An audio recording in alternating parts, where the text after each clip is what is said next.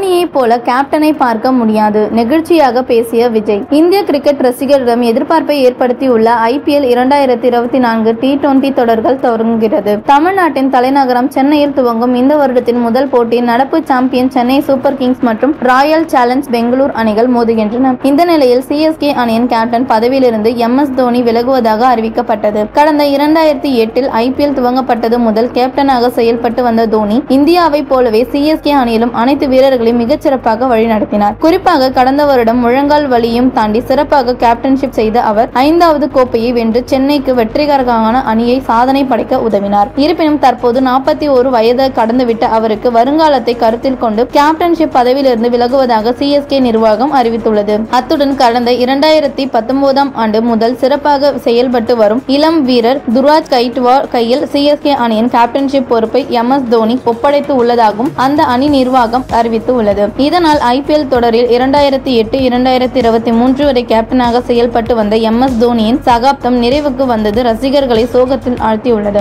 இந்த காலகட்டங்களில் 226 போட்டிகளில் கேப்டனாக செயல்பட்ட தோனிக்கு சென்னைக்கு 5 கோப்பைகள் உட்பட 133 வெற்றிகளை பெற்றுக் கொடுத்து உள்ளார். அதை தவிர்த்து ரோஹித் சர்மா உள்ளிட்ட மற்ற யாருமே 100 வெற்றிகள் கூட பெற்றது இல்லை. மகாராஷ்டிரா அணியின் கேப்டனாக செயல்பட்ட அனுபவத்தை கொண்டு துருராஜ் 2021 IPL தொடரில் ஆரஞ்ச் தொப்பி வென்று CSK 4வது கோப்பை வெல்ல உதவினார். எனவே தமக்கு அடுத்தபடியாக அவர்தான் CSK அணி வழிநடத்த தகுதியானவர் என்று கருதி தோனி இந்த முடிவை எடுத்துள்ளார் குறிப்பிடத்தக்கது. விஜயும் தல தோனியும் ஏற்கனவே நல்ல நண்பர்களாக வலம் வருகின்றனர். கேப்டன் பதவியை விட்டதும் அவருக்கு போனில் பேசியுள்ளாராம். ஏற்கனவே விஜயை வைத்து படம் எடுக்க தோனி ஆசைப்பட்டார் என்பது குறிப்பிடத்தக்கது.